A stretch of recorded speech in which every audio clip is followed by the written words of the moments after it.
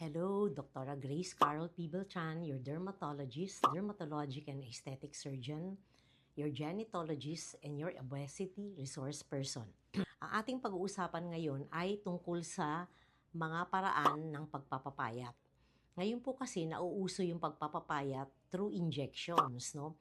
At napakaganda po nitong ini-inject na to kasi hindi lamang siya nagpapapayat, kundi meron din siyang effect sa general or sa overall health ng isang tao. Like for example, if you are diabetic, it helps in your diabetes, no?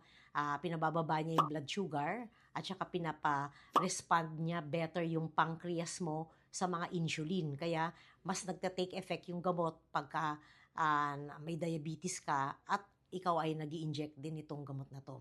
By the way, ang gamot na ito ay tinatawag nating GIP at saka GLP-1, no? Merong branded nito na mahal, yung Mounjaro, pero meron din tayong mas murang version. Okay. So, itong gamot na to hindi lamang nagpapababa ng blood sugar, no? It is also very effective for reducing or lowering your cholesterol and triglyceride level. Okay.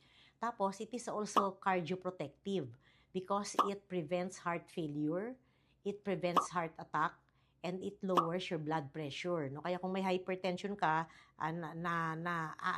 napapabuti niya yung blood pressure mo dahil napapababa niya yung blood pressure. At saka, it also prevents stroke, no? Ayun. Tsaka it also helps in preventing dementia or delaying dementia. Yan.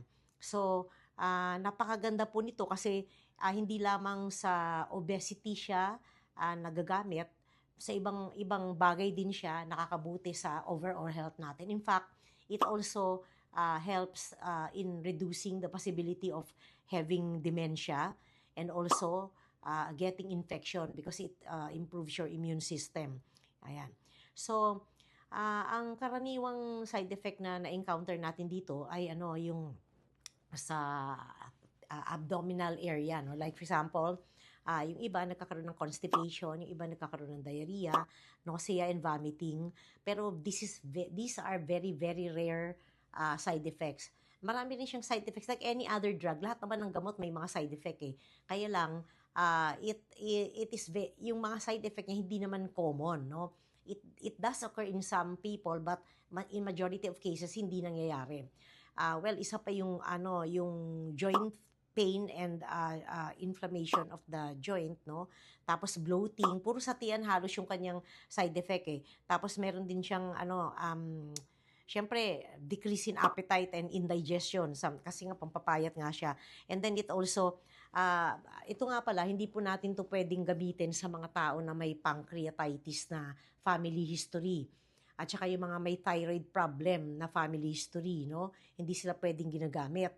At saka yung mga may gallbladder, may mga iba pang problema sa health. Pero yun, thyroid, pancreas, pancreatitis, and gallbladder problems, iniiwasan po natin yun doon. Kaya we have to do some blood tests before we can do the injections. Ano ba yung mga blood test na to? So, it has something to do with serum amylase, serum lipase para malaman natin na walang pancreatitis yung pasyente talaga at yung mga wala silang thyroid cancer or thyroid problem. So you do TSH, T3, T4, at saka yung serum calcitonin din for the possibility of thyroid cancer, no? And then you also do some liver function test, yung usual test na ginagawa.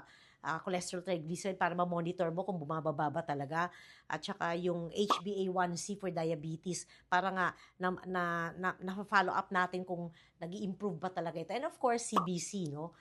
Complete blood count. Tapos din, dapat hindi lamang injection, no? Meron tayong trees na, yung 333 na component nito. Pag sinabi mong 333, dapat sinasabayan mo to ng at least intake of fruits and vegetables, okay? Balanced diet, no? So more of fruits and vegetables, wag lang yung matatamis na fruits, no, masyado. At saka you should hydrate, no? Kasi nakaka-dehydrate ng konti itong gamot na ito, kaya you should hydrate, at least take 1.5 to 2 liters of water per day or at least 2 to 3 liters of water per day hanggang 3 liters. Okay yun. And then you should also spend 3 hours per day in exercise or in yung mga gym works, so mga ganon, para malaking tulong para mapabilis ang pagpapapayat po natin. So, for any more questions, just please get in touch through my numbers. And also, please like and share my account.